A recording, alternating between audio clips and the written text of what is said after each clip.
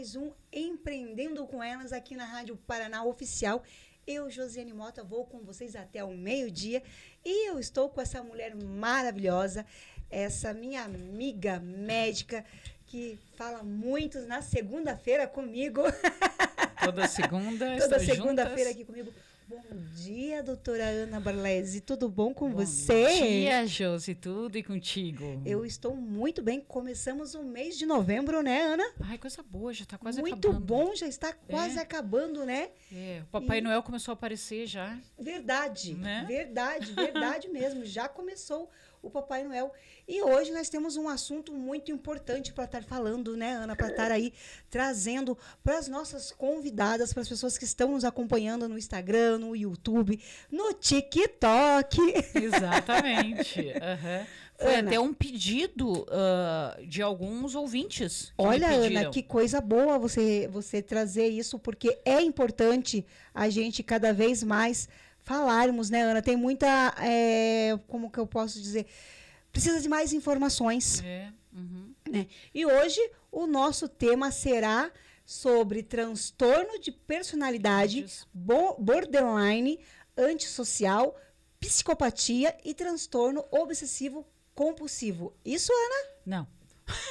Só o último que não. Só o último que não. A gente vai falar do borderline. A gente vai falar do antissocial, que é o antigo psicopata. Tá. A gente vai falar sobre o narcisista. E a gente vai falar sobre o histriônico. Perfeito. Tem mais categorias, tá? Tá. Mas é que daí a gente vai estender muito. Certo. E vamos por partes. Vamos por partes. Vamos por partes para que nossos ouvintes e as pessoas que estão nos acompanhando diariamente consigam também ter esse entendimento. Isso. Porque, Ana, quando você traz esses assuntos e essas informações que realmente saem dos contos, dos livros, que saem dos consultórios e vêm, sim, né? Para um ao vivo, para um podcast. É muito importante isso a gente trazer. Exatamente. Né? Ter essa... O transtorno de personalidade, as pessoas ficam muito em dúvida, né? Se é uma questão psiquiátrica ou não, se é uma questão de tratamento ou não.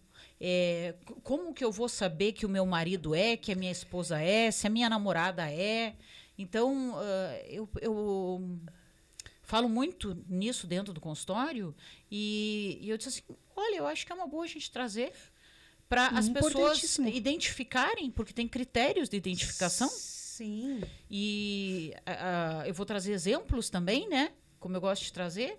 Então, eu acho que vai ficar interessante. Vai ficar interessante. E você já pode começar realmente a trazer esse assunto, Ana. Fica à vontade aí. O que são esses transtornos? Como identificar? Tá, então assim, o que é uma personalidade? A gente tem que começar por aí, identificando o que é a personalidade. Correto. Todos nós temos a nossa personalidade, correto? Correto. Então, seja ela... a personalidade nada mais é do que a forma como nós vemos o mundo e nos comportamos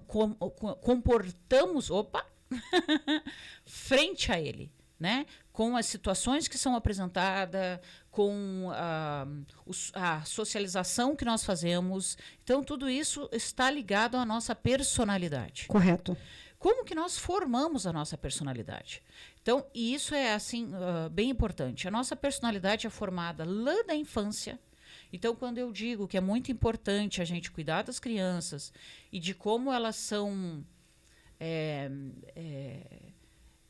O quadro ali da infância e da adolescência é primordial para o crescimento salutar e o desenvolvimento de personalidade de um futuro adulto. Correto. Isso aí é muito relevante. Então, está a formação da personalidade. Começa ali na infância e vai até o início da fase adulta, certo?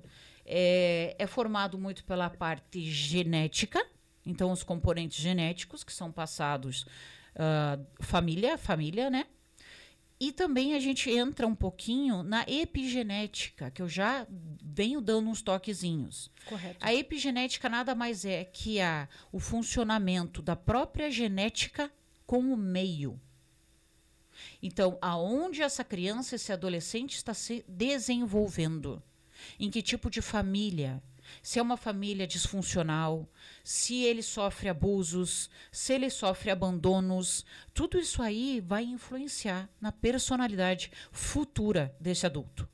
Entende? Correto. Então, traços de transtorno de estresse pós-trauma, tudo isso aí, violência sexual, agressão moral, tudo isso aí vai influenciar na personalidade desse futuro adulto. Então, personalidade todos temos, certo? Certo. Mas depende do grau dessa personalidade, a gente diz que existe um transtorno, certo? Certo. E quando é um transtorno, quando há uma rigidez nesta personalidade, uma má adaptação dessa pessoa ao mundo, as regras, a socialização, entende? Sim. Então, ou ela está dentro do transtorno, ou ela não consegue se encaixar.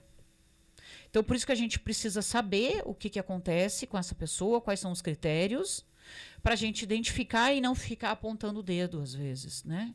E dizendo, aquela pessoa é ruim, aquela pessoa me fez mal, aquela pessoa isso, aquela pessoa aquilo. Então, vamos saber os critérios Exatamente. que levam a esses transtornos para a gente evitá-los. Até a gente tem mania de falar assim, aquela pessoa é bipolar. Isso. Né? Uma pessoa difícil de lidar. Uma hora tá bem, outra hora não tá. E nunca sabe o que está acontecendo. Principalmente nós, mulheres, temos essa questão do julgamento com outras mulheres. Sim, com certeza. E do homem, né? E do homem. A frase, geralmente, que o homem usa, é uma frase que eu não gosto. E o homem geralmente usa como se fosse um valete, né? Um as de ouro. Sim. Ele sempre diz, ela é louca. Ela é louca. Ana, como a gente escuta essa frase? É uma frase chave. Chata. Chave. Chave, isso mesmo. Ela é louca. Se ele entra dentro de um hospital, ela é louca. Se ela tem ela grita, ela briga, ela se exalta dentro de casa, ela é louca. Ela é louca. Então, não, gente. Nós, mulheres, somos movidas a hormônios assim como eles. Sim. Que também gritam, que também agem de forma explosiva, não é? Sim. Então, essa história, essa frase-chave, ela é louca, a gente tem que começar a desconsiderar. E dificilmente você vê uma mulher dizendo que o homem é louco. Não, isso não é. Não se fala. Só se ele for realmente esquizofrênico. Sim. Mas ainda Senão, a gente procura ainda mais dizer como. Qualquer coisa que acontece com uma mulher já vem essa frase, ao contrário, não se fala. Não é. Né? Isso. Não se tem. O viés não é verdadeiro. Exato. Então, e assim, o é louca é num formato extremamente pejorativo. Sim. Né? Sim. Ele traz a mulher como sendo louca e pejorativamente. Sim. Né? Não que eu vou tratar esta mulher. Não, ela é louca, então eu não vou dar muita atenção. O que ela fala não deve ser muito atendido. Então, isso aí é uma preocupação. Vamos começar pela personalidade borderline? Claro, com certeza. A borderline é uma personalidade que me pedem muito. Muitos pacientes acham que tem o diagnóstico de border e é muito confundido com o bipolar, que você acabou de dizer. Então, por quê? Porque existe no borderline, a personalidade dele é uma personalidade como quem gostasse de brincar num parque de diversões e amasse uma montanha-russa. Quem vai se envolver com um border, provavelmente, vai entrar num carrinho de montanha-russa, porque vai ter altos e baixos, e altos e baixos. Certo? Certo. Então, o que marca um borderline é emoções ao extremo, afloradamente, e impulsividade. São 2 marcos do border, tá? Então, quando o borderline entra numa relação, ele vive entrando numa relação, ele precisa estar num relacionamento. Então, ele sempre está acompanhado, seja mulher, seja um homem. Então, o borderline, ele sempre precisa do companheiro, porque senão ele se sente vazio. Ele precisa do outro, eu digo que ele precisa do aval do outro para existir. Sim. Ele precisa do olhar do outro para se sentir vivo. Isso é péssimo, né? Isso é terrível. tanto para o border, que sofre demais com essa intensidade, eles sofrem demais com a intensidade, eu já vou explicar o porquê. E para o companheiro, né? Ou companheira. Sim. Dessa pessoa. Sim. A epidemiologia mostra que os borderlines são mais comuns em mulheres, tá? São personalidades que mais comumente ligadas à mulher, mas claro que existe uma grande incidência no sexo masculino também. O borderline, então, ele é assim, ó. Ele entra numa relação e aquela relação ele está extremamente apaixonado pelaquela pessoa. Assim, em um mês, ele já está junto com a pessoa, dentro da casa da pessoa, e ele fica um grude com aquela pessoa, ele quer a pessoa o tempo todo ao lado dele. Só para ele. Exatamente. Só para ele. O tempo todo ao lado dele, fazendo coisas com ele, tudo com ele. Então, ele chega a ser sufocante. O border, por muitas vezes, sufoca, sem perceber. Então, ele não percebe. Então, por exemplo, ele manda uma mensagem, tá? Fulano, eu tô te esperando para um compromisso às 5 horas da tarde. Aí o fulano faz duas coisas erradas. Na cabeça do border, ok? Não é nada errado. Mas eu estou falando de um transtorno. Então, para o border, está completamente errado o que ele vai fazer. Ele não responde o que o border escreveu e ele se atrasa. Pronto. Quando ele chegar na casa dessa pessoa, a pessoa com esse transtorno vai estar extremamente irritada, tá? Então, outro traço do border. Então, a gente já viu que ele tem afetividade intensa, ele não consegue controlar as emoções, dificilmente. Ele é impulsivo, por isso esse descontrole emocional, e ele é irritado.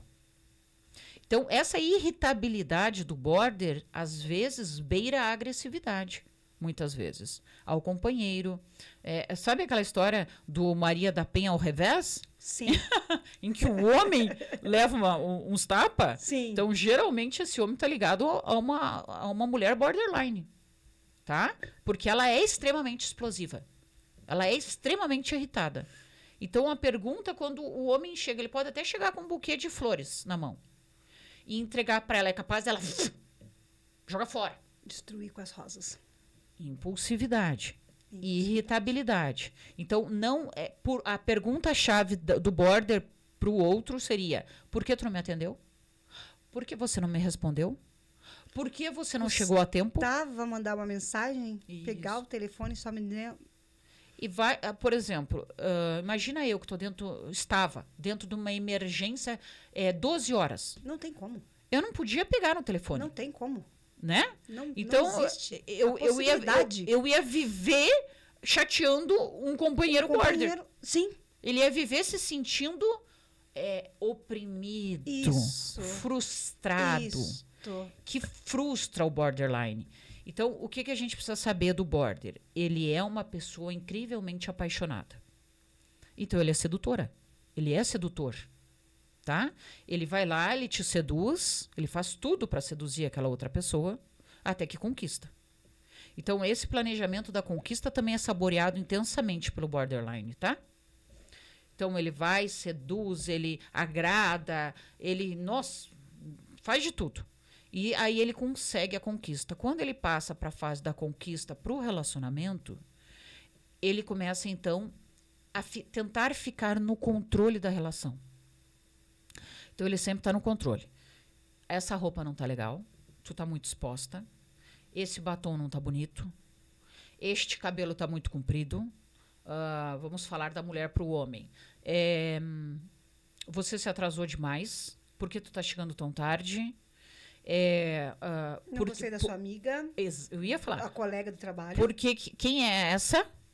Por que tu curtiu no Instagram ou no TikTok aquela mulher? Quem é aquela mulher? Deixa eu ver quem é. E ali ela vai virando E começa aquela questão até de o controle nas redes sociais. Exato. Controle das redes, isso. Controle das redes. É como se o outro, aquela pessoa que fosse o companheiro do border, perdesse um pouco a identidade. A identidade. Né? O border força isso. tá? E daí, quando aquela pessoa vai ficando sufocada, ela não tá aguentando mais, porque o border tá ali grudadinho também ao mesmo tempo, que ele diz assim, ai, não, vamos excluir as redes sociais, amor, vamos. Eu excluo a minha, você exclui a tua, e não vai mais haver brigas. Não, gente, isso não existe. Cada um tem direito, tá? Isso aí é Código de Processo Civil, é direito a ter a sua privacidade e a sua individualidade. É como eu digo, por favor, não caiam nos truques de um borderline, tá? E é bom pro border também levar um não. Sim. Ele precisa aprender a se frustrar. A se frustrar. Ele precisa aprender a respeitar exatamente isso. A individualidade. E o border vai ficar brabo agora. Mas ele precisa saber respeitar a individualidade do outro. Certo?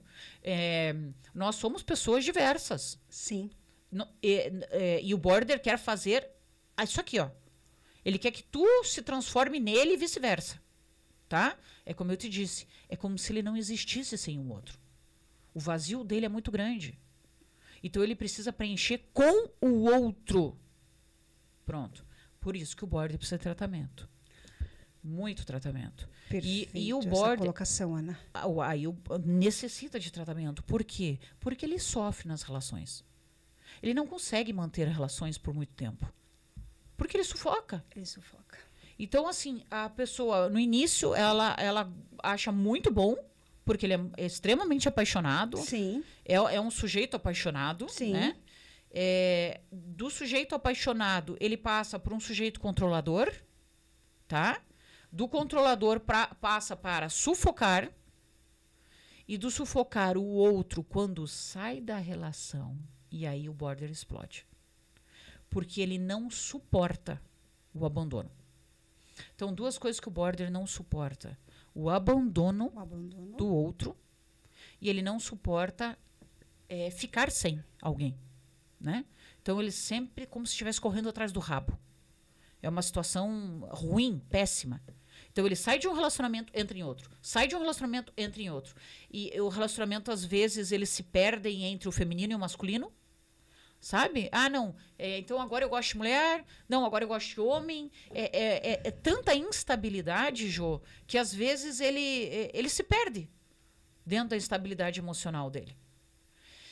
Pois bem, quando o outro diz, chega, basta, eu não te quero mais, e sai, esse sujeito que tem o transtorno border, meu Deus do céu, aí começa a humilhação. É uma fase de humilhação. Ele se humilha, ele vai atrás, ele se joga no chão, ele vira um tapetinho para aquela outra pessoa pisar em cima. Ele se humilha de todas as formas, tá? Correto. E essa fase é uma fase tremendamente ruim, que vai levar o border a uma depressão. Sim. Sabe? Eles entram e saem da fase depressiva. Aí que a gente vai entrar na parte de ciclagem de humor. Então, lembrando, quando você deixa um borderline, provavelmente ele vai vir atrás. Tá? Ele vai gritar na janela da tua casa, ele vai pedir para te voltar, ele vai manipular outras pessoas para que os amigos ajudem. Ele vai fazer de tudo. Ele vai fazer de tudo. Para que você volte a ficar com ele. E se você cair... Enfim, às vezes a gente ama um borderline. Sim, sim. E a gente não tem essa visão do que está acontecendo. Porque hoje também, Ana, a gente fala muito em narcisismo. Então a gente procura tudo que é o narcisismo, mas não borderline. E o border é muito, como eu estou falando, ele está presente aí na nossa sociedade muito. Muito. Muito, assim. Muito camuflado, né? Camuflado no porque a gente não consegue saber quem... Só quem convive mesmo. Com o border. Você vai achar estranho. Sim. Aquela emoção tão intensa. Exato. Aquela paixão visceral, sabe? Aquela irritabilidade do nada. Como é que tu me ama tanto e tu simplesmente consegue ser agressivo comigo? Né? Sim. E a ciclagem de humor que você falou. Às vezes a gente confunde o border com o bipolar. Existe. Às vezes existe junto o border e o bipolar. O transtorno de personalidade e o transtorno de humor, que é a bipolaridade. Eles muitas vezes andam juntos. Andam juntos. Qual a diferença? Provavelmente tu ia me perguntar. Sim, sim, sim. Né? Então, a diferença é assim, ó, o tempo de ciclagem deste humor. O borderline cicla o humor muito rápido. Correto. Então, ele tá muito feliz, muito triste. Muito feliz, muito triste. Então, você sai com ele, aquele compromisso que ele tinha marcado contigo. Sim. Aí tu chega na casa dele ou dela e pronto. Não quero mais, não vou mais, porque tu não me ligou, eu não me arrumei, não quero mais. Aí a pessoa, não, vamos, são colegas nossos, estão esperando a gente, vamos, te arruma, por favor, blá. Aí vai lá o border, tá, se coloca, se enfeita, se arruma e vai pro tal do encontro. No encontro, ele tá bem feliz, porque ele chegou e tal, e ele tá feliz e conversando, não sei o quê, nanana. De repente, uma mulher começa a conversar com o namorado da borderline. Pronto. Aquilo ali desencadeou um horror, tá? Ela vai ficar emburrada, ela vai mudar de humor na hora. Então, ela estava feliz, ela fica mal-humorada em frações de horas. De horas. E pede para ir embora. Vamos embora. Não Tá? cantou parabéns, não Não esperou, comeu bolo, não nada. esperou o pessoal chegar e quer ir embora. Aí começa a dizer que tá com dor, uma dor de cabeça, aí eu tô com cólica, isso e Alguma coisa, Alguma um coisa, justificativo, uma desculpa. uma desculpa. Aquela pessoa entra no carro, quando ela entrar no carro, te Ela prepara. vai ser Porque se ela não apanhar é pouco. Porque lá vai o border daí. Daí muda de novo aquela instabilidade de humor, fica extremamente irritado. Por que tu olhou? O que tu fez? Meu Deus, eu tava que conversando. intimidade é essa? Da Aham. onde que tem tanta intimidade? Da onde tu conhece, tu nunca viu e Não vice-versa. conheço Tanto pro masculino pro feminino. pro feminino. Ok, tá, tudo bem, relaxa, calma, não é ninguém, tá. Vamos pra casa. Chegando em casa, o border entra dentro de casa, senta no sofá, faz uma pipoca, um agrado ou uma bebida e tá ali sufocando de amor e beijos e abraços aquele namorado que foi xingado há uma hora atrás. Entende? Sim. Esse é a ciclagem de humor do border. A gente diz que o border, a gente nunca sabe como que a gente abre a porta da casa e ele vai estar. Sabe? A gente não sabe como ele vai estar. Se ele vai estar feliz, ou ele vai estar irritado, ou ele vai estar deprimido. Eu não sei. Depende do humor dele, o que aconteceu no dia. Ou o que eu fiz que não lhe agradou. Sim. Então, assim, o foco do border não são os outros. É aquela pessoa que está ligada a ele. Por exemplo, com os amigos, o livro cita cuidadores, tá? Mas eu vou colocar amigos aqui. No sentido de amigos, o border também judia. O border também cuida, o border também quer só para ele, o border ele não permite novas amizades, ele cuida ao extremo e esse cuidado ao extremo, tá? Que ele acha que está fazendo, Sim. ele também quer de volta. Então, se essa pessoa, se esse amigo for um pouco desligado, não for tão afetivo, já vai escutar. Porque se eu tô te dando, tu tem que me dar na mesma Sim. intensidade. Sim. Então, o relacionamento pro borderline é muito complicado e muito difícil. Tem uma particularidade dele. Ele tem um pensamento maniqueísta entre o bem e o mal. Ele sempre se acha o ruim da história. Ele tem uma crítica, até uma crítica perversa, vamos dizer assim, que ele consegue se perceber como mal, como o ruim da história. Porque ele judia. Sim. Ele judia o outro. Assim, frequentemente. Então, ele consegue perceber. E qual que é o sentimento dele, Ana, em relação a outra pessoa que ele acha que ele está agindo normal? Normal, normalíssimo. Que tá tudo certo, que é assim que funciona? Que é assim que funciona. Ele só vai se dar conta de que, na realidade, ele extrapolou, que na Sim. realidade não funcionou a forma como ele queria, quando a pessoa deixa ou abandona. Ah. Então, quando o border é abandonado, que ele presta atenção e diz assim, opa, eu acho que eu fui um pouco malvado. Eu acho que eu fui ruim nessa relação. Certos pontos, né? Para ele acordar. Para ele perceber Pra isso. ele perceber. E daí esse ruim o martiriza, o deprime, entende? Por que eu fui ruim? Por que eu não consigo me controlar? Mas assim, neste momento é um bom momento para o border vir para o tratamento. Entende? Porque ele está deprimido. E assim, os familiares vão perceber. O marido ou a mulher de um border, o namorado, a namorada, vai perceber. E aí ali é o momento de você levá-lo para o tratamento. Sim. O borderline em pessoa, assim, o border mesmo, porque o bipolar tem muita adesão ao tratamento. O borderline, não. Que é muito difícil eu chegar para ele e dizer, eu vou fazer alguns questionamentos para ti, tu vai me dizer sim ou não. E quando ele pontua todos os sims, eu digo, olha, vamos conversar sobre o transtorno borderline, mas de jeito nenhum que eu vou concordar que eu sou border. Não sou. Eu? Não sou. Não sou assim como você está falando, doutora. Mas quando caem na autocrítica e conseguem realizar, perceber o que estão fazendo e que as suas atitudes compactuam com o que eu estou falando, aí eles dizem, meu Deus, eu preciso melhorar. E se ele não melhorar, ele ficará sempre trocando de relacionamentos, nunca se achando dentro de uma relação, frustrando, até que ele caia numa imensa depressão. Entende? Sim. O borderline tem um alto nível de suicídio, tá? Eles têm ideação suicida e eles têm a preparação suicida muitas vezes. E essa preparação suicida, por vezes, não que eles façam por maldade, eles fazem por impulso. Não é maldade do border, tá? Mas muito impulsivamente. E aí, o que acontece?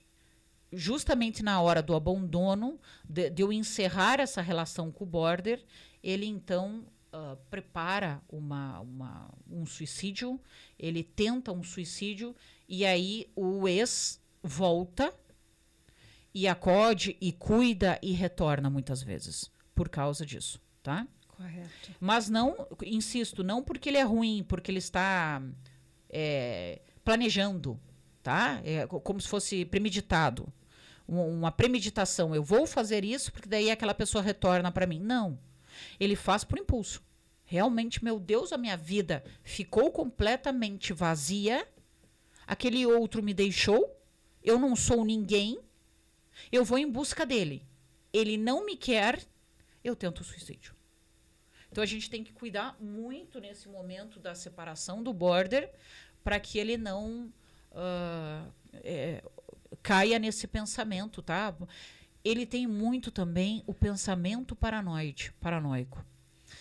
Ele imagina, muitas vezes, não é real, de que o outro está o traindo, está o abandonando, está saindo da relação. E isso é um pensamento paranoico. Tá? Ele pode dissociar quando ele está em crise, tá? E entrar em surtos psicóticos.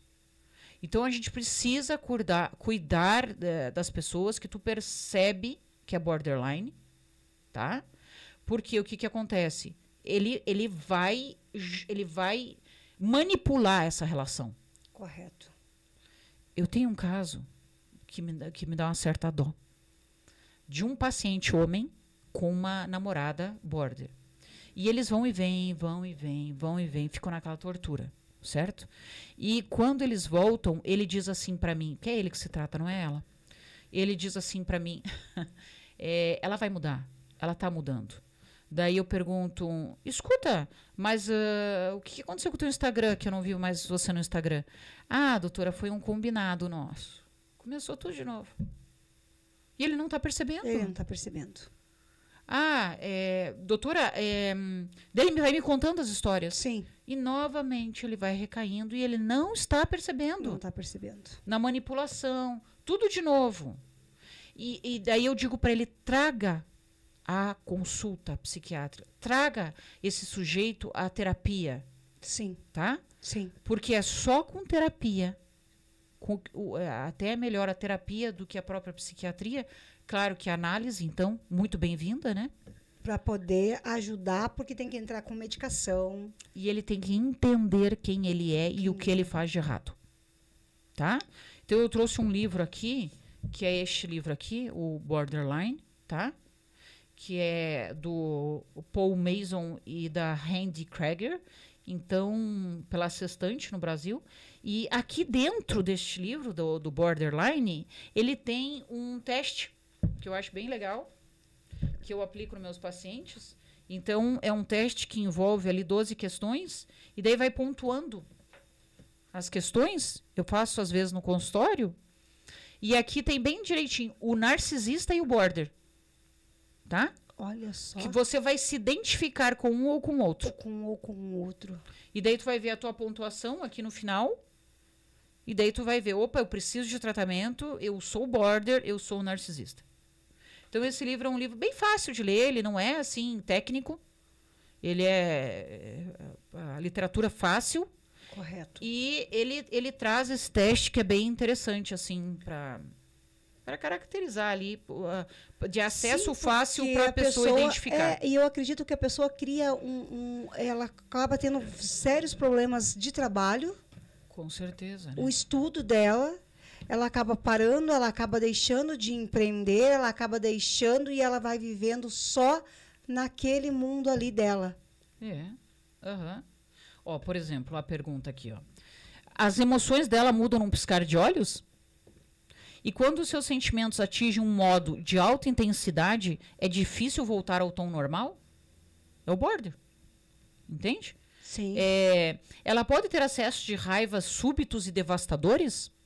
Sim. Sim.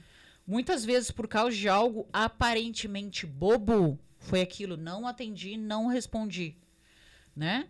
Às vezes você nem consegue entender o motivo que deixa o border irritado. Então... porque para você é tudo normal o que você está fazendo. O fato de você, às vezes, não atender o telefone, não mandar a mensagem, é de fato que você não... Né? De fato, você não conseguiu. Sim, sim. Né? Hoje a gente sabe que a Ana mesmo entende, eu, em relação ao trânsito, você marca para chegar num horário, mas existem muitas coisas que podem acontecer. Exatamente. E aí, quando você chega, imagine se você chega e eu estou aqui, né? Brava, chateada. Isso. Sem te dar um bom dia e já te perguntando e te bombardeando de perguntas e questionamentos. É péssimo. É péssimo isso. Lembra que eu falei na segunda-feira passada? A pessoa que controla as suas emoções, Sim. a pessoa que vive a vida dentro de uma racionalidade é muito, muito bem-vinda. Sim. É uma pessoa que é prazeroso estar ao lado. Exato, exato. Então, o border, ele para a gente esclarecer e meio que finalizar, o border, Sim. ele é uma pessoa extremamente apaixonada, ou seja, ele é intenso em Muito suas intenso. emoções, muito intenso, tá? Então, no início, é muito legal. É gostoso. Ele é um galanteador, ela é uma galanteadora, ela vai fazer de tudo para mimar o cara e vice-versa. Aí cai e eles são impulsivos. Então, eu falei também na outra segunda-feira, pessoas impulsivas são difíceis de lidar.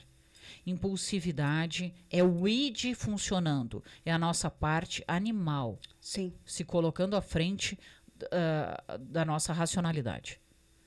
Tá? Então, eles são... Imagina uma pessoa que é extrema afetividade, é extrema nas emoções e ainda impulsiva. É complicado. Muito. É complicado. É como se o pedacinho de estopa e sempre com o isqueiro do lado. É isso o border. Entende? Qualquer segundo ele estoura. Qualquer segundo ele cicla o humor. Então é difícil. Tem que cuidar a parte do suicídio por causa da impulsividade dele. Tem que entender que o border ele se acha ruim. Isso ele tem que tratar neste momento, que ele consegue ter essa crítica realista que eu falei para você. Por vezes até perversa, Sim. né? ele precisa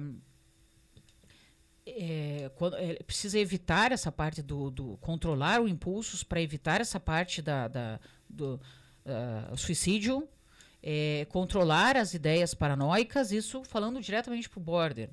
Tu precisa te controlar. Sim. Te acalma. Veja, nada como você se acalmar, esperar, fazer terapia, entender o que tu está fazendo de errado, para que você mantenha relacionamentos.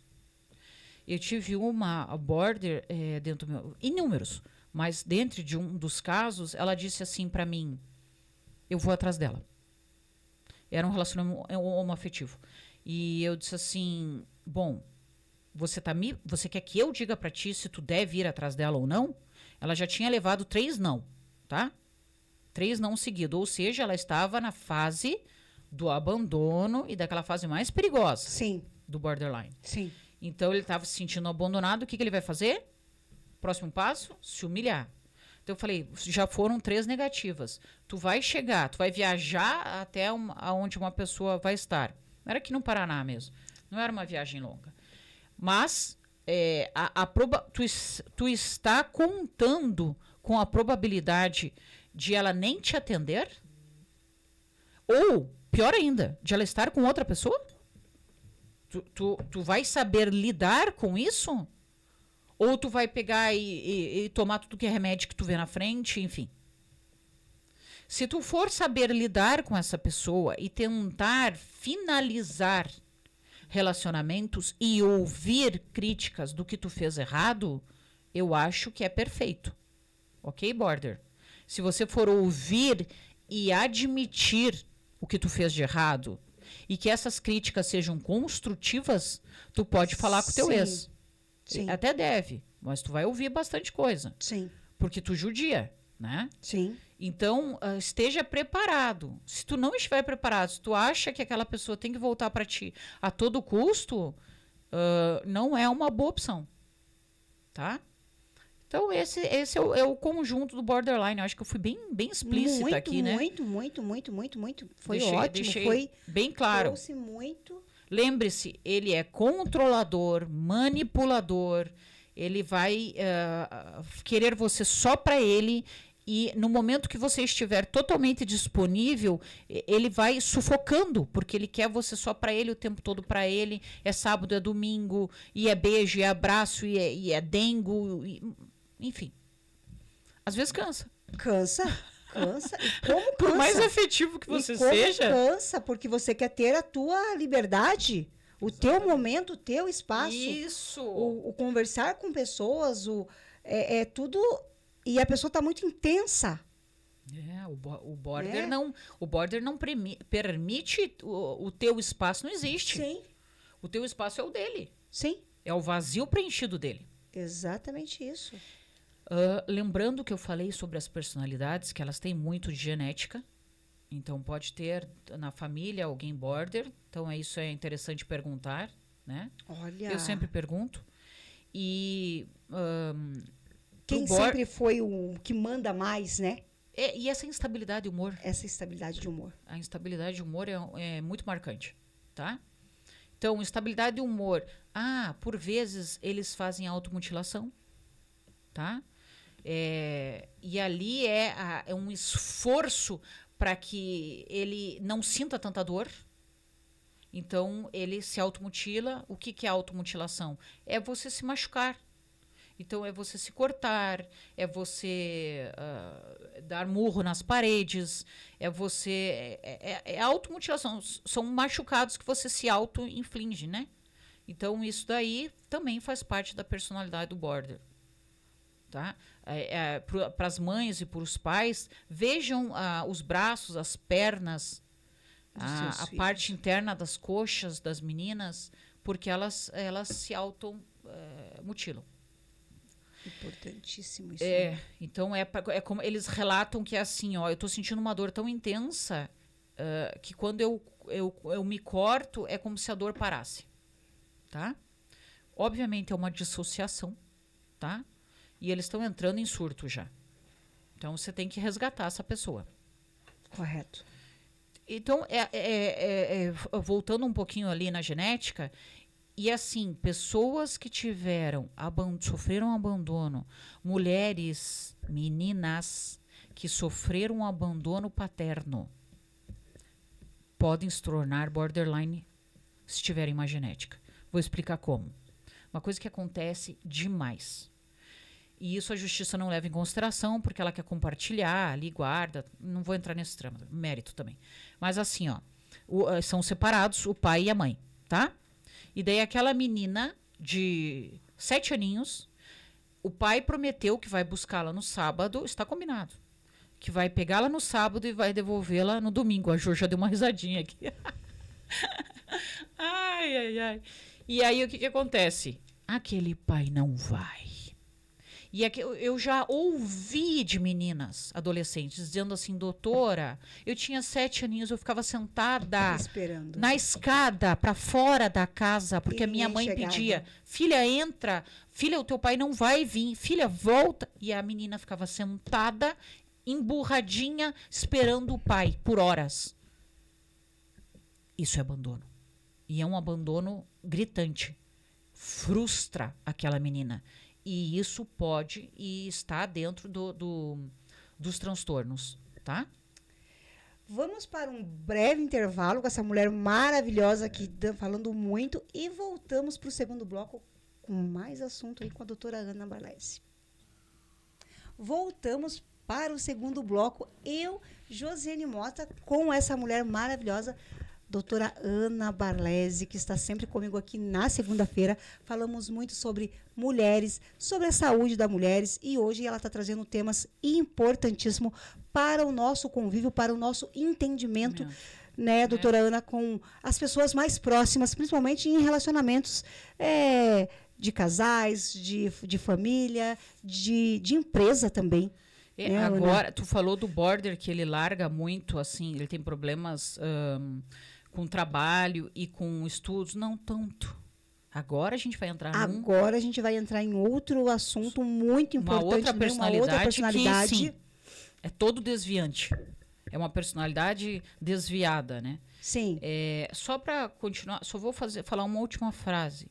O borderline significa no limite. No limite. Então é aquela pessoa que vive no limite. Tá? Só para encerrar. Correto. Agora a gente vai falar um pouquinho da personalidade antissocial, tá? Antigamente a gente chamava de psicopata e hoje a gente chama de transtorno de personalidade antissocial, tá? Tá. Então, voltando a mesma coisa que eu falei no primeiro bloco sobre a personalidade, que é uma formatação da tua juventude, né? A infância, a adolescência e a primeira fase adulta, e é como você reage ao mundo, como você vê o mundo. E nós estamos falando hoje sobre transtornos de personalidade. Então, onde há algo mal adaptado. Correto. Essa é a palavra. Existe uma má adaptação dessa pessoa à convivência, a socializar. A personalidade antissocial, ela é muito marcada porque ela é uma pessoa fria, sem empatia ao outro e não respeita leis e normas. Então, isso é o que caracteriza o antissocial, tá? Ele é uma pessoa não empática, ou seja, a tua dor, o que ele faz, e se te trouxe prejuízo, ele não tá nem aí. Não tem empatia nenhuma, tá? E aí, aí vem muitos homicidas, tá? Toda a parte da psicopatia, os serial killers, eles são os psicopatas. Então, matam sem dó. Tem prazer naquilo que fazem, tá? Tem aversão a normas e leis. Se cria um psicopata. O psicopata, lá na primeira infância, ele pode, assim, judiar dos colegas, fazer bullying facilmente com os colegas. Claro que, gente, são características. Correto. Tá? Calma lá, não é todo guri que faz bullying com o outro que, nossa, é um psicopata. Não. Não. São características somadas. Correto. Que vão me levar à psicopatia, a um diagnóstico, tá? Correto. E assim, ó, o psicopata não tem cura, tá? A gente pode tratar, a gente pode conversar, a gente pode, depende do nível de psicopatia, esquece, não tem cura. Como dizia uma professora minha da psiquiatria, quando eu estava em medicina, o pessoal brigava muito porque ela dizia, não tem cura. Ana, o nome dela, doutora Ana. Ela dizia, não, pessoal, infelizmente não tem cura, tem que colocar dentro do presídio e acabou. Se aquela pessoa sair, no momento seguinte que ela sai, ela vai cometer novos crimes. Porque não há um tratamento. Não há um respeito dela além às normas. Entendi. Não há empatia. Ponto. Uma pessoa que não é empática, que não existe isso dentro dela, que falta dentro do cérebro, tá? Ok? A gente fala que tem uma escassez de serotonina, mas eu não vou entrar nesse tema também. Então, o psicopata é aquela criança que judia de animais, quando pequeno. Mas não judia porque, de repente, agradou demais e sufocou aquele bicho, quase matou. Não. Ele mata intencionalmente. Ele judia. Ele mata, ele abre, ele vê, ele não, sabe? Para ele não existe assim o bichinho e a dó do bicho. Se ele está sentindo prazer naquilo, tá tudo bem para ele. À medida que vai crescendo, ali na adolescência, por exemplo, eles começam a praticar pequenos furtos, pequenos delitos. Certo? Certo. Não há respeito por pai e mãe. Não há respeito por autoridade, tá? Eles manipulam facilmente as pessoas, tá? Eles são manipuladores, eles são exploradores, eles são fraudulentos. Então, aquelas pessoas, todo tipo de fraude, aquelas fraudes contra as mulheres que se apaixonam, o cara é galanteador, e daí vai na carência daquela mulher e pede dinheiro? Sim. É um psicopata, provavelmente. Tem um transtorno de psicopatia. Ou seja, não tem a menor empatia por aquela pessoa. Não. E o psicopata vê aquela vítima como sendo burra. Como se ela merecesse ter caído naquele golpe. Entendi. Ele vê a vítima como é tolerante, ela é burra, ela é irresponsável, então tudo bem. Caiu no golpe porque caiu. Azar dela. E ri ainda, capaz. Tá? Então, ali na adolescência, como eu falei, pequenos golpes, pequenos ilícitos. Desrespeito aos professores. Tá? Eles são irresponsáveis em relação a... financeiramente, eles são irresponsáveis. Sentimentalmente, eles são irresponsáveis. Tá? Então, eles são capazes assim, ó... eu tenho um bom trabalho. Correto. Amanhã eu larguei. Acabou. Para mim, não importa. Então, não tenho outro em vista. Eu simplesmente não estava mais gostando daquilo, eu larguei. Não tem estratégia, não tem planejamento. É uma pessoa extremamente egoísta. Tá? Pensa só em si. Ele está em primeiro lugar, o antissocial, o psicopata. E a gente tem que lembrar que o psicopata, então, ele comete crimes. Tá? Ele é extremamente irritado, violento e impulsivo. Então, aí a gente cai nos serial killers, né? Sim. Violento, impulsivo, tá? Então, ele mata sem querer saber da queixa.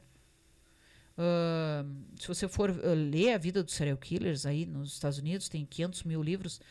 Tem uma série que eu fiz um podcast, que eu estava falando contigo, que é Os Irmãos Menendez, que ficou aquela dúvida com o pai, porque o que eles fizeram? Eles, quando eles estavam ali na maioridade, 18, 17 anos, não vou me recordar o certo, esses dois irmãos mataram a sangue frio o pai e a mãe, que estavam sentados no sofá vendo TV. Então, eles compraram armas, tá? Entraram dentro da casa e mataram a sangue frio o pai e a mãe. Não com um tiro, com inúmeros. E teve um que ele, não sei se é do pai ou da mãe, que ele ele atirou no rosto, né? Então, para você, quando o homicida faz isso, ele está desfigurando a pessoa, né? Para não ver. É uma forma de dissociação, está desfigurando aquela pessoa. Então, eles fizeram isso. E se você for ver, tem Irmãos Menendez, a série dentro do Netflix, você vai ver que eles foram criados de forma irresponsável, com o pai que abusava deles, então eles foram abusados, tá? Nunca ficou provado de que houve o abuso daquela forma, nunca ficou provado. Então, é uma história que a Netflix conta a partir do relato dos irmãos. Correto. Não existe relato do pai e da mãe. Sim. Né? Então, é completamente parcial. Sim. E tendencioso, assim, podemos dizer. Mas mostra em alguns capítulos, então, que eles não respeitavam a mãe de jeito nenhum. Era um desrespeito total à mãe. A sociedade, muito menos. Eles eram muito ricos, então eles praticavam pequenos roubos dentro do condomínio, ainda eram meio burro. Praticavam dentro do próprio condomínio. Então, e daí encheram o quarto de todos os roubos que eles fizeram. Quando o pai descobriu, o pai fez eles devolverem item a item para cada casa. Então, imagina o que eles... Não pediam desculpa. E aquele assédio, eu falei abandono, mas na realidade era assédio do pai, assédio, segundo os irmãos, era um assédio sexual do pai em relação a eles, tá? E, obviamente, se realmente ocorreu, existe um transtorno, né? Que vem lá da infância. Lembra que eu falei? Sim, famílias sim, disfuncionais. Exato. São formadoras de caráter e personalidade Sim. de adultos futuros. Então, se realmente eles foram abusados sexualmente por este homem, que também tinha um transtorno, o desfecho final... Sim. Não é um desfecho final, como eu falei, de uma pessoa que tem um quadro clínico de normalidade, né? Então, eles tinham um temperamento, uma personalidade antissocial. E de extrema violência, né? O que eles fizeram? Eles compraram armas e atiraram. Nos pais sentados vendo TV. Eles entraram, abriram a porta e pá! Entende? Sim. E daí fizeram toda uma situação lá que envolveram até o próprio psiquiatra para tentar se livrar da cadeia, mas eles estão presos até hoje, tá? E fato é que dentro da cadeia eles continuaram enfim, a ter a mesma atitude, né? Não melhoraram.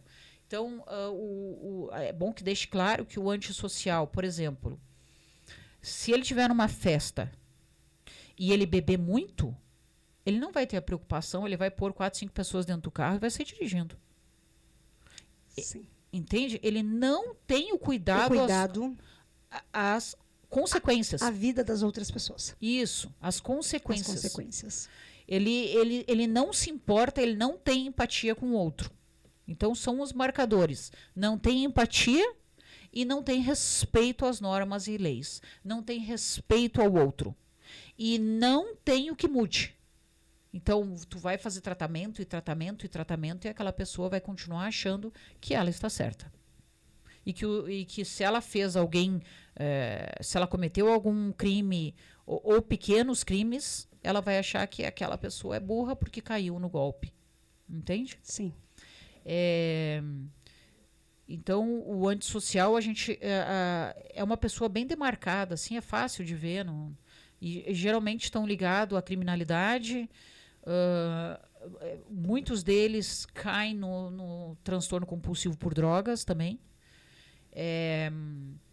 Muitos deles estão na política, o que a gente acha que não, né? Pois é. A menor empatia pela comunidade, visando só o seu próprio lucro. Muitos deles, muitos dos políticos que a gente tem têm perfil de psicopatia. E eles mascaram, eles manipulam, eles são excelentes manipuladores. Sim. Né? Sim.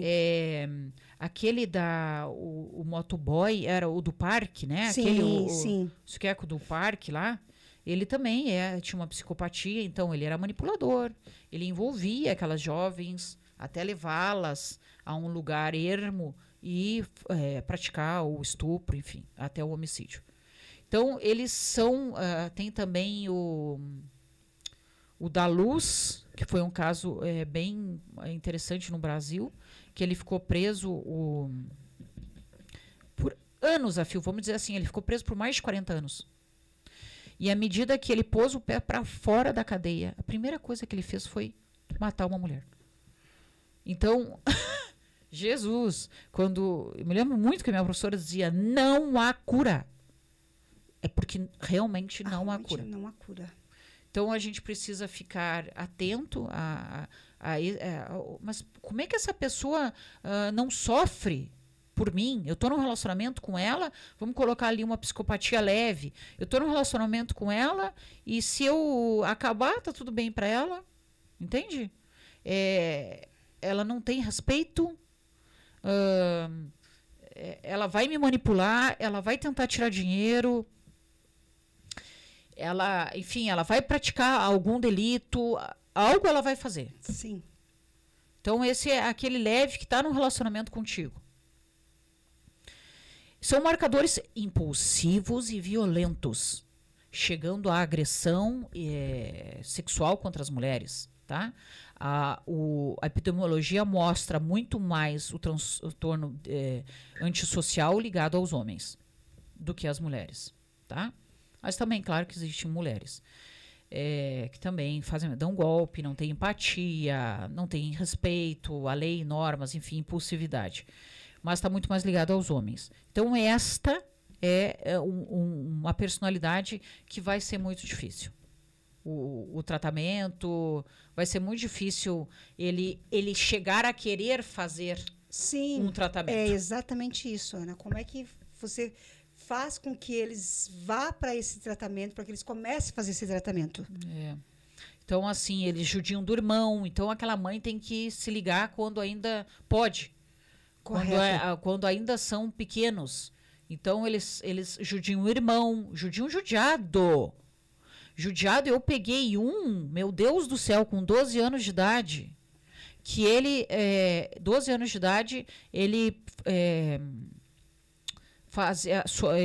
fazia assédio moral e sexual com a irmã e com o primo. Meu Deus. Esse caso foi muito marcante, porque era uma criança de 12 anos. Sim. Que, então, assediava sexualmente a própria irmã e o primo, tá? E a tutelar veio, porque a mãe descobriu, a tia descobriu, e as crianças apontaram ele. Sim. Como que fazia o assédio sexual. Sim. E quando esse menino foi... a tutelar pegou essa criança e levou para um abrigo. Essa mãe, me contando toda essa história, chorava muito e dizia assim, doutora, tu acredita que ele dizia para mim assim, não chore, mãe, vai estar tudo bem lá no abrigo. Não precisa chorar, eu tô bem. E eu não acho que o que eu fiz com eles é tão errado assim. Eu não vejo assim. 12 aninhos. Ele não entendia o erro. E ele ficou alguns meses dentro dessa instituição, né, de proteção. Proteção para ele mesmo, né? Sim. Aonde passou por tratamento e espero que tenha compreendido um pouco, mas assim, não há cura. Aquela criança talvez tenha um pouco de entendimento, melhore um pouco, mas não há cura. Tá? Então, esse é um psicopata que eu tive acesso com 12 anos de idade. Com 12 anos de idade. 12 anos de idade. Tem um filme, um livro muito interessante que se chama Vamos Falar sobre Kevin, que o livro é muito melhor do que o que está na Netflix. O livro é impressionante, que é o relato de uma mãe sobre um filho psicopata. Então, ela, provavelmente geneticamente, porque era uma família doriana, era uma família composta pelo pai, pela mãe e por esse menino. E o menino já dava sinais de psicopatia. Meu senhor, quando o bebê, ele não permitia tirar as fraldas. Ele tinha, assim, não vou me lembrar o certo, mas vamos dizer assim, 5 anos de idade. E ele fazia cocô na fralda para que a mãe se sujeitasse a trocá-lo. E aquela mãe já estava vendo os sinais daquele menino. E ela teve uma menina, uma filha. E ele foi lá e tanto fez que cegou essa irmã. E o desfecho, todo mundo sabe de como é o do Kevin, quem leu, o desfecho é péssimo. E ele está preso até hoje em dia. O Kevin foi um dos que... Sabe aqueles meninos que vão nas escolas americanas e matam um monte de gente? Sim. Ele fez isso com uma balaclava, que é tipo um arco e flecha, mas que solta um atrás do outro. Então ele fez o terror dentro de uma escola americana. Então, além do que ele fez com o pai, com a irmã, ele fez com uma escola inteira. Uma escola inteira. E a mãe ficou viva e, assim, era a única pessoa que ele permitia conversar, mas sempre irritando ela, sempre espinhando ela. Levando ela, assim, ao estresse o tempo todo. Exatamente. Então, esse é o antissocial. É um antissocial. É uma característica, tem, como eu te falei, do leve, mas geralmente eles vão cair para contrariar as normas e as leis, de alguma forma. Ana, e como é que essa mãe ela começa a perceber o que está acontecendo com esse filho, o que ele está se tornando, qual é a personalidade dele? Então, geralmente ele vai ser, como eu te falei, impulsivo e agressivo. Então, ela vai pegar por essa agressividade. Correto. Então, essa mãe fica ligado assim, ó. Quando ele surra o irmão, por exemplo, ele tem um irmão. Aí, geralmente, irmãos brigam. Sim. Né? Não, ele não vai brigar. Ele vai surrar de quase matar. Tá? Eu tenho que te educar. Se a tua mãe não é quase isso. Não. Ele surra por prazer. Ele surra por prazer. Tá muito ligado ao prazer da psicopatia. Ele não está pensando em educar. Ele não está pensando no outro em momento algum. Correto. Sempre nele. Entendi. Tu me provocou até esse limite, eu vou te surrar até te matar. Entendi. Sabe? A violência, a agressão sexual de meninos com os outros, já desde pequeno, né? Aquela, por exemplo, tem... sabe aquelas as casas que... educadoras, né? Sim. Você vai lá, tem meninos que assediam qualquer mulher que entrar no ambiente. Seja ela de qual idade for. Ele vai assediar aquela mulher. Entende? Por prazer dele. Não compreende que é errado. Ele é manipulador porque ele é afetivo no início e quando tu vê, ele tá passando a mão em ti. Meu Deus do céu, eu convivi com uma criança assim. E psicopata. Foi abusado quando criança, entende? Teve uma família disfuncional. Mas às vezes não. Esse caso da mãe que sofreu também era uma família toda convencional. E da onde surge toda essa psicopatia? Geneticamente falando, né? Tem genética envolvida. E essa mãe tem que procurar tratamento o quanto antes para esse filho. Se ela perceber, então, ele vai judiar dos animais, ele não vai cumprir as regras escolares, ele vai desaforar a professora, ele pode vir a bater nas professoras, não sentir culpa. Se tu pedir para ele pedir desculpa, ele vai pedir desculpa, mas contrariadíssimo. Ele vai bater em mãe, em pai. A manipulação que ele vai fazer sempre é a favor dele? Sempre a favor dele. Ele é um coitado, entende? Ele é um coitado.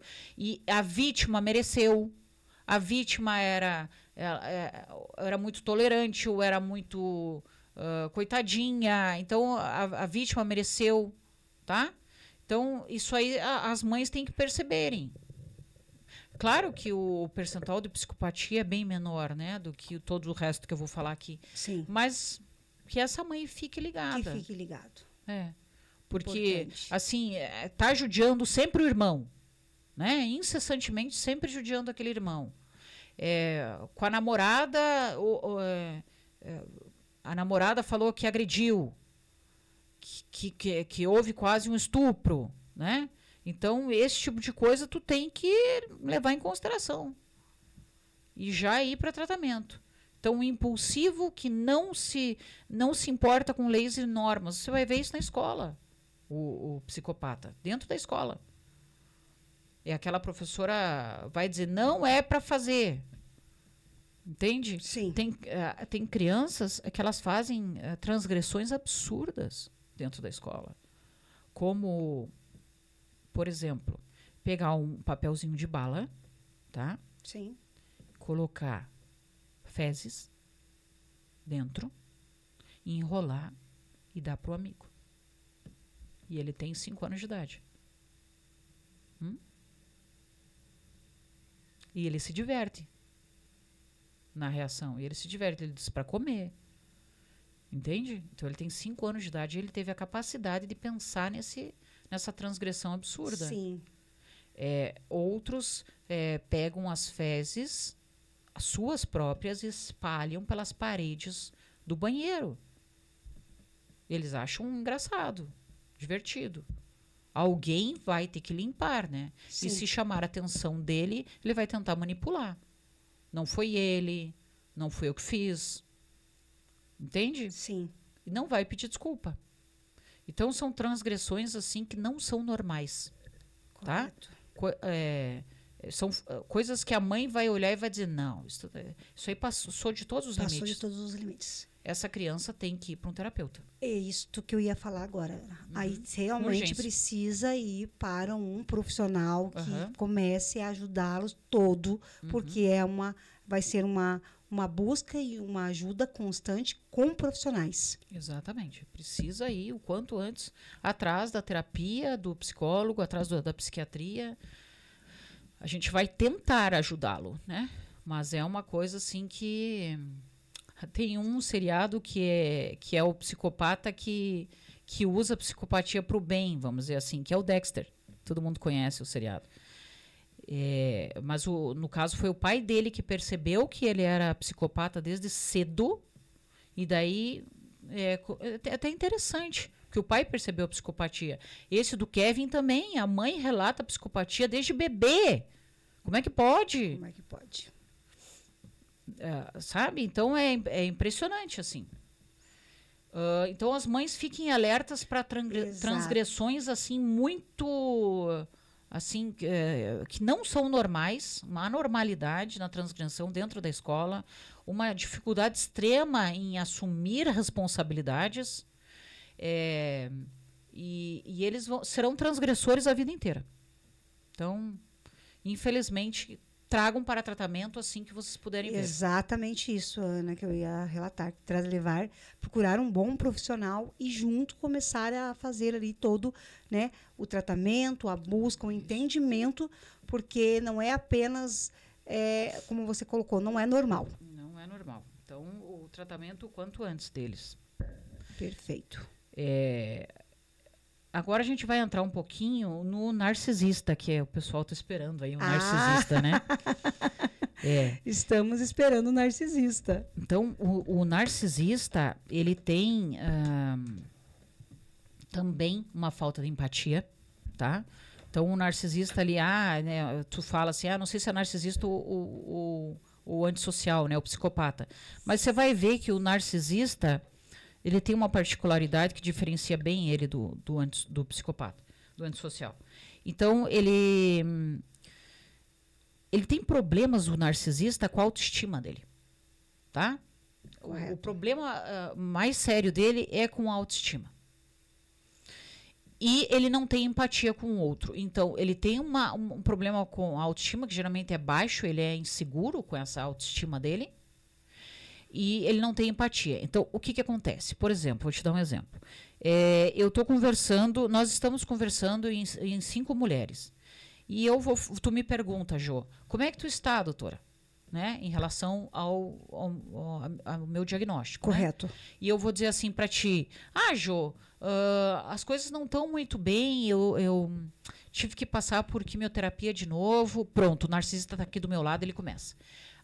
Mas eu tô muito mal, eu tenho uma dor de cabeça que não passa, eu não sei o que eu faço. Então, o dele sempre é maior. Exatamente. Esse é o narcisista. O dele sempre será maior. Tá? Como ele tem essa autoestima reduzida, rebaixada, ele tem sempre que estar mais na relevância, certo? O narcisista sempre tem uma relevância do que ele faz, tá? Ele tem que manter uma sensação sempre de superioridade ao outro. Então, a mesma coisa, a gente está num grupo de amigos e uma é médica, outra é jornalista, outra é advogada, ele vai ser o presidente da República. Entendi. Basicamente é isso, estou brincando, mas ele sempre vai ter que estar por cima, né? Então, se eu escrevi um livro, ele também está escrevendo um só de contos e poesia. Então, chega a ser uma pessoa, assim, às vezes, por vezes, cansativa. Mas o narcisista se mascara muito, né? Sim. Ele se mascara, ele não se coloca, assim,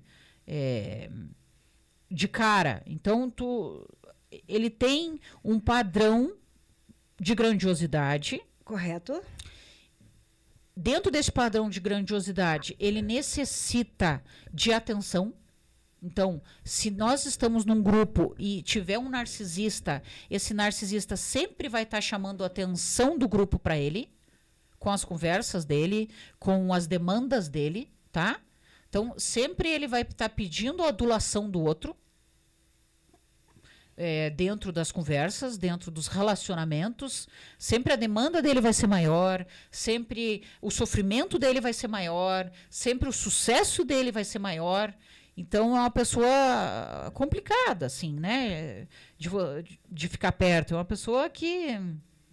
O que mais que a gente tem do narcisista?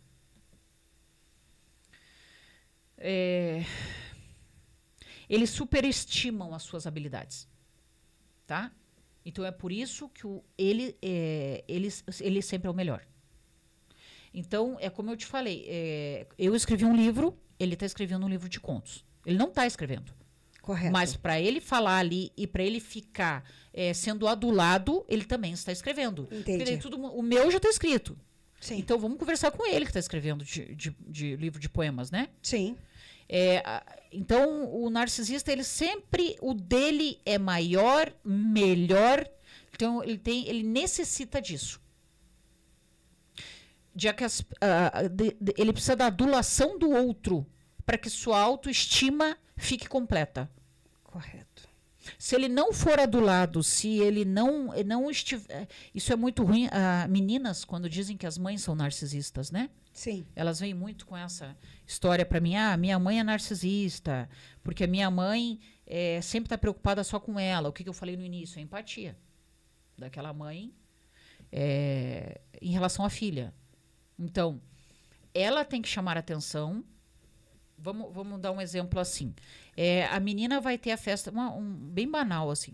A menina vai ter a festa de 15 anos dela, tá? Ok.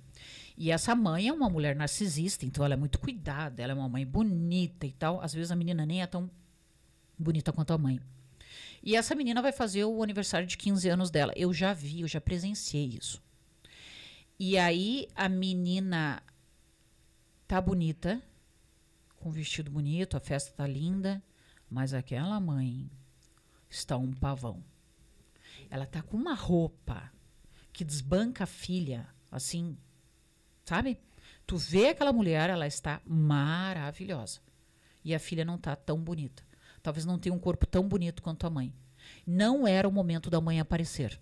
Exato. Não era.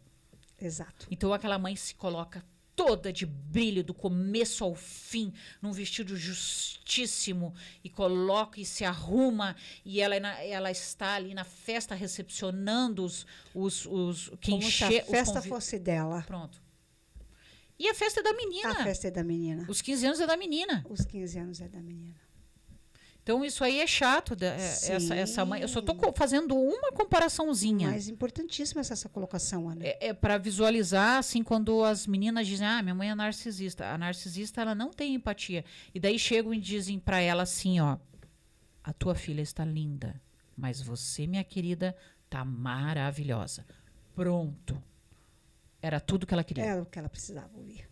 Aquela menina talvez nem perceba, porque ela tá super festejando, então ela tá feliz, com, as amigas, com as amigas. E não perceba. Mas isso no dia a dia maltrata. Sim. Porque a gente vai num churrasco, então. É o copo que vai enchendo, né, Ana?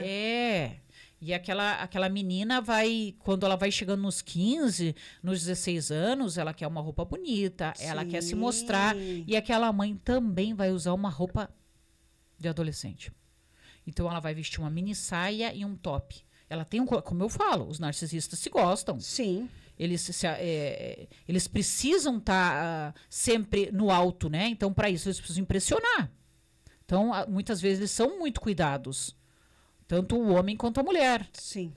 Eu tô jogando muito pro lado da mulher, mas o masculino existe do mesmo jeito. Existe, com certeza. Aquele pai que vira um pavão, né? Uhum. Eu vou ensinar o meu filho. Aquele pai que... Isso nem existe mais. Quando os meninos me contam, eu fico assim, ó. Gente, pelo amor de Deus, por que um pai faz uma coisa dessas? O pai pega o menino, que tem ali 14, 15 anos, está iniciando sua vida sexual, e que hoje a sua vida sexual inicia não com prostitutas, mas com quem ele gosta. Sim. E isso é muito bonito. Muito. Faz muito bem para o homem, porque ele está entrando iniciando a sua iniciação sexual com quem ele gosta. Exato. Né? Tem então, aquele carinho, aquele afeto. Né, aquele afeto. Não, esse pai pega esse guri e leva num lugar de prostituição e diz, meu filho é virgem, vamos estrear ele. Ai, pelo amor de Deus. Isso é um pai narcisista. Isso é um pai narcisista. E que vai lá e ele pega 2, 3 e bebe e fala alto e ri e muitas vezes debocha do próprio filho. Sim. Ou seja, lá vem a falta de empatia. Sim. Tá? Isso aí é um pai com viés narcisista. Exatamente. Né? Os pais que debocham assim dos meninos quando levam as namoradas. Então, porque ele é bobo, porque ele é feio, ele é desengonçado, você não reparou? E claro que os critérios, lá vem os critérios de empatia, de necessidade de autoafirmação, de necessidade de adulação. Sim. Então, os narcisistas pecam por esse lado. Né? Doutor, eu quero saber se o meu marido é narcisista. Então, vamos lá. Vamos ver se ele se enquadra nos critérios do narcisista. Né? Sim. Por exemplo, ele tem, vamos colocar que ele tem dinheiro, então ele vai comprar 2 carros, tá? E a mulher do narcisista não trabalha, coitada.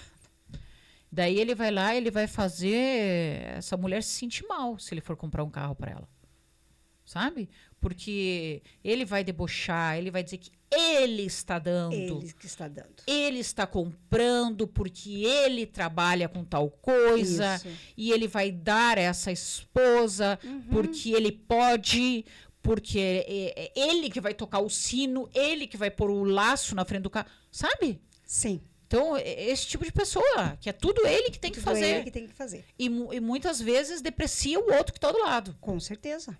Porque se não for da maneira como ele quer, não está sendo válido. Isso. E na primeira briga ele vai dizer que foi ele que fez, que foi ele vai que jogar comprou. Na cara. Ele vai falar para ambas que é tudo dele. Isso. Né? Chega alguém da família, a primeira coisa que ele vai contar o que ele comprou, o que ele deu. Então, a gente está lidando com uma pessoa que tem uma autoestima frágil. Frágil. E daí você vai lá e diz pro cara assim, às vezes eu já vi relatos da pessoa dizer assim, doutora, eu deixei ele lá com o carro, saí. Eu não aguentei. Porque foi tanto humilhação que eu não quero mais esse carro, não quero nem ver na minha frente. Então a pessoa geralmente ela não sabe só dar. Sim. Quando ela dá, ela humilha, ela avacalha com aquela outra pessoa, sabe? Ela quer mostrar para a pessoa que sem ela não é ninguém. Não, e que Você não chega a lugar nenhum se não for comigo. Isso, e que o narcisista é que pode te dar. Sim. Ele é que está te dando o presente. Sim. E quando a gente dá o presente, a gente dá porque ama aquela pessoa, a gente está presenteando porque gosta. Isso. Então não cobre, não jogue na cara, não desfaça. Né? Isso mesmo, Diana. Então, isso mesmo, Ana. Ele se protege muito. Sim. O narcisista, Sim. ele se protege do que ele consideraria uma exposição, uma autoexposição dele com uma estima baixa. Então, ele se protege demais disso. Né? Então, ele se protege desfazendo o outro. Tá? Então, o narcisista, vocês precisam prestar atenção na questão da baixa estima. Na questão ele sempre vai estar competindo. Exatamente. Existe uma competição entre o narcisista. Ele vai competir contigo. E ele não vai competir com o de fora, ele vai competir com o de dentro, com a família. Tá? Então, o pai com o filho, a mãe com a filha, a irmã com a outra irmã. Então, isso aí tu já vai começar a perceber. E se você pegar e tentar mostrar para ele, porque tem tratamento, tá? O narcisista tem tratamento. Que coisa boa. Tu vai explicar para ele, vai tentar, porque ele teve alguma precariedade no desenvolvimento dele em relação à autoimagem, em relação à autoestima, tá? Algo aconteceu ali naquela formação, como eu falei, da infância e juventude, adolescência, tá? E você vai tentar descobrir qual foi o gatilho, o que aconteceu e explicar para ele que ele não pode se posicionar sempre dessa forma, né? Sempre com ele sendo melhor que os outros. Porque no final da história as pessoas cansam. Né? Sim, as pessoas vão cansando. Vão cansando e se afastam. E se afastam. Ai, aquele homem que, meu Deus do céu, para ele sair, ele tem um espelho gigantesco na casa. Eu vou fazer uma brincadeira com os homens.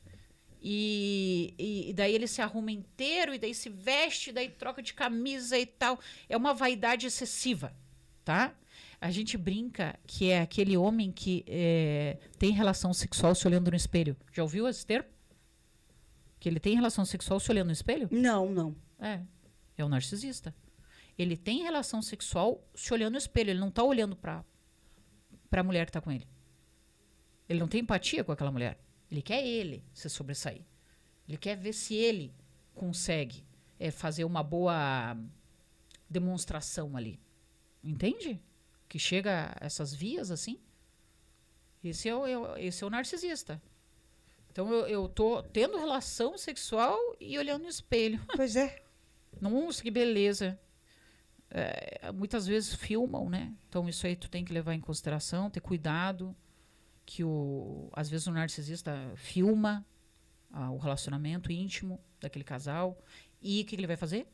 Porque ele precisa de afirmação. Ele vai mostrar para outros. Vai mostrar para outras pessoas. Então, cuidado. Os narcisistas, às vezes, escondem câmeras dentro da casa, tá? Para conseguir fazer esse tipo de coisa, assim, com aquela mulher. E não tem empatia nenhuma se ela ficou chateada ou triste. Interessante é que ele ficou bem ali no desenvolvimento. Entende? Isso é horrível. Sim. Né? Sim. Então eu começo devagar e daí eu vou mostrar as facetas piores do narcisista. Ai, a Ana vem devagarinho para não assustar a gente, não assustar, né, mulherada? E é sempre assim. E por fim, não sei se a gente tem tempo ainda. Então, 11h57. Vamos falar 5 minutos sobre o histriônico. O que é o histriônico?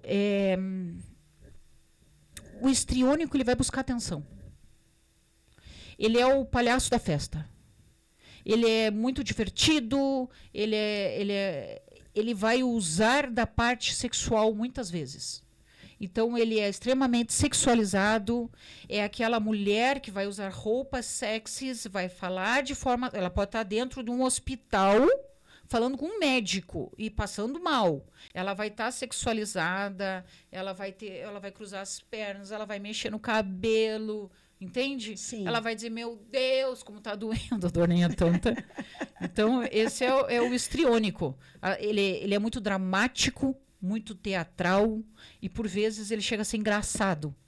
Então, o histriônico, ele faz parte da festa, vamos dizer assim. Ele é um transtorno de personalidade que muitas vezes chega a ser beira o cômico, né?